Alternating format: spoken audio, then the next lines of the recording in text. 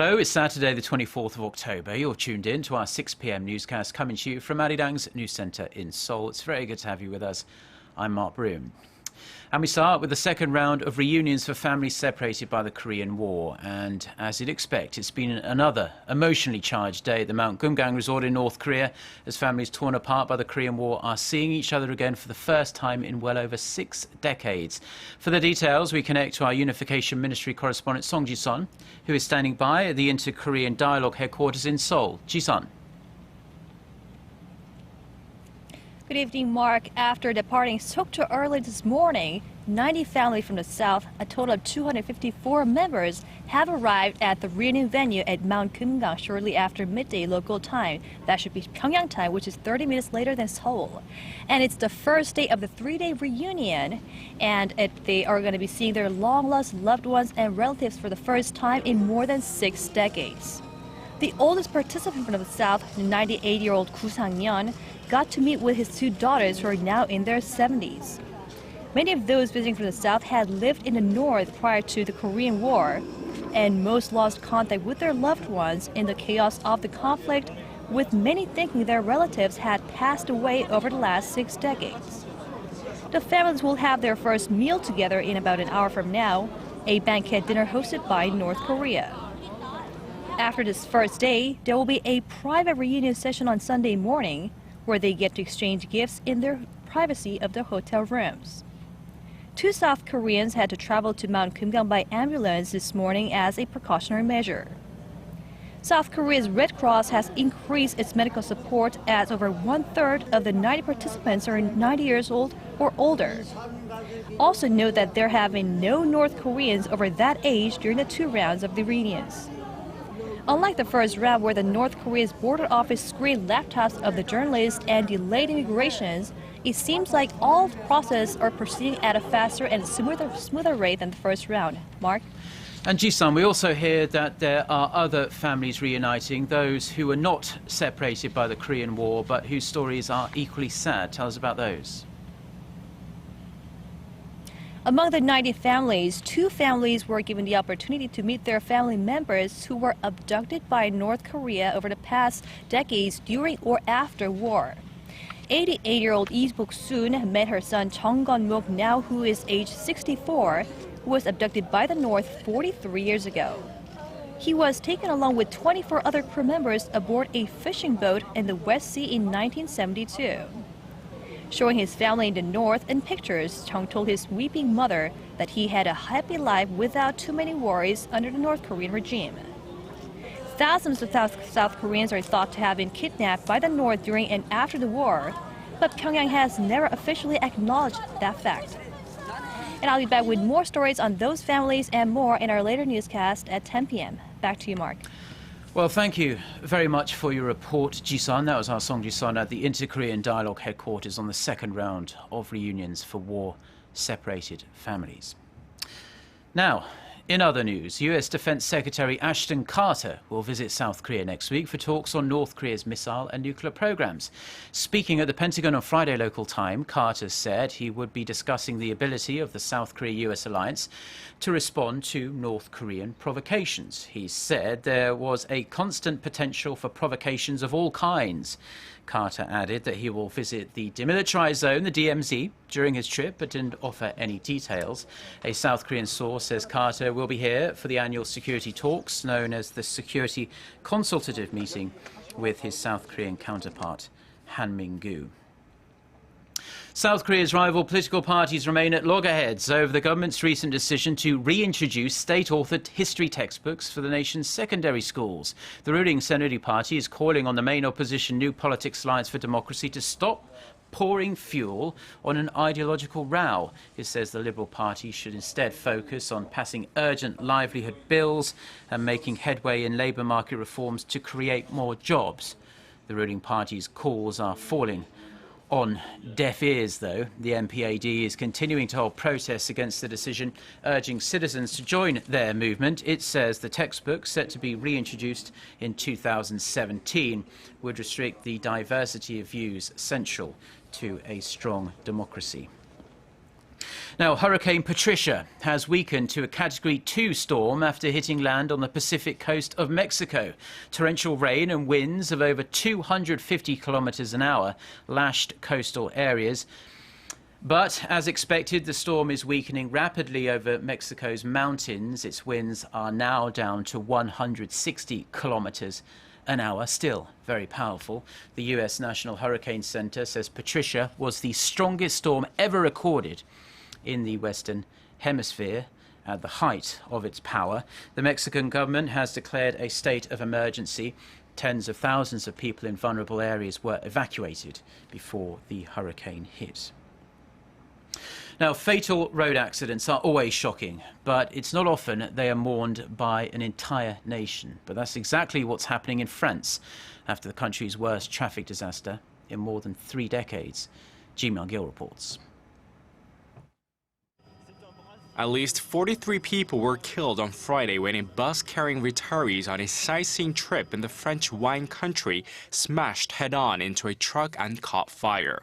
The crash occurred on a forested bend of a 2-lane road near the village of Puisgang, 60 kilometers east of Bordeaux. The truck carrying a wood trailer hit the bus on a sharp bend in the road, causing both vehicles to burst into flames. The truck is believed to have veered onto the wrong side of the road as it came around the bend. According to the mayor, the bus driver who survived saw the crash coming and opened the bus door so people would be able to escape. The truck driver and his 3-year-old son, who was in the cab, were among the dead, with 8 others suffering injuries. French President François Hollande called the crash an immense tragedy and promised to launch an investigation. I will discuss the matters with the Prime Minister, the Interior and Transport Ministers to take necessary measures.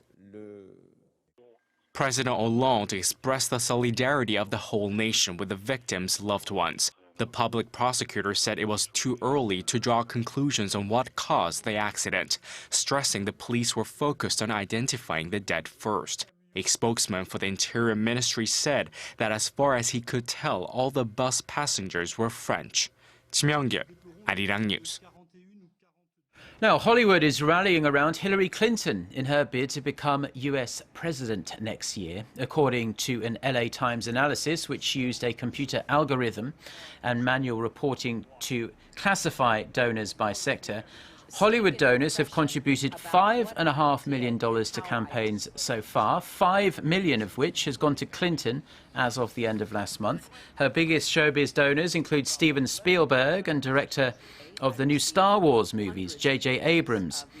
Jeb Bush came in second with a relatively paltry $165,000 from Hollywood. Today is UN Day, a day dedicated to the global efforts and achievements of the world body. We'll take a close look now at Korea's special partnership with the United Nations, one that has played an important role in Korea's modern history, including the establishment of the nation's government. Kim Min-ji has this report. The UN has supported South Korea through various historic events. It played an important role in the establishment of the South Korean government in 1948 after its independence from Japanese colonial rule. When North Korean forces invaded South Korea 2 years later, the UN dispatched its forces and recommended that all member states assist the South. Support continued even after the conflict ended, with Seoul receiving economic and medical assistance. Eventually, in 1991, both South and North Korea were granted UN membership. Since then, South Korea has gradually expanded its presence on the global stage on the back of vast economic development to evolve from aid recipient to donor nation. Its contribution to the UN regular budget has also increased over the past years, becoming the 13th largest contributor in 2014. Korea's place in the world has dramatically changed in line with the world's transformation. Korea's unique experiences of overcoming colonial occupation, internecine war, and poverty can be used for the benefit of humanity. The former war-torn country has also taken on leading roles within the global organization. Former Prime Minister Han Seung-soo sat on the General Assembly presidency in 2001 and 2002, while current Secretary General Ban Ki-moon assumed office as the head of the UN in 2007. We are now using our increased capacity and ability. We are now paying back to UN in many ways. Particularly, we are increasing our development assistance to many developing countries. South Korea has been actively involved in cooperative projects with the UN for the development of poverty-stricken or war-hit countries. And just as it's done for the past 70 years since the establishment of the UN, Korea hopes to deepen its ties with the global body and increase its role in the world, working towards peace and democracy. Kim Min-ji, Arirang News. Now in sports news, South Korea are through to the knockout stages of the Under-17s World Cup in Chile after a 0-0 draw with England. The Taeguk Warriors top Group B with 7 points after 2 previous victories over Guinea and Brazil. South Korea's round of 16 match will kick off at 8 a.m. Korea time on Thursday. We still don't know who they'll play, but it will be against a third-place side from either of Groups A, C or D. Since Chile finished third in Group A, there is the possibility South Korea could play the host nation. And finally, taking a brief look at the weather, it's going to be a relatively mild and dry night, with the overnight low only dipping to 13 degrees Celsius in Seoul. Sunday will be a dry and mostly clear day for most regions. The afternoon highs nationwide will be in the low 20s. With that, let's get a check on the weather around the world.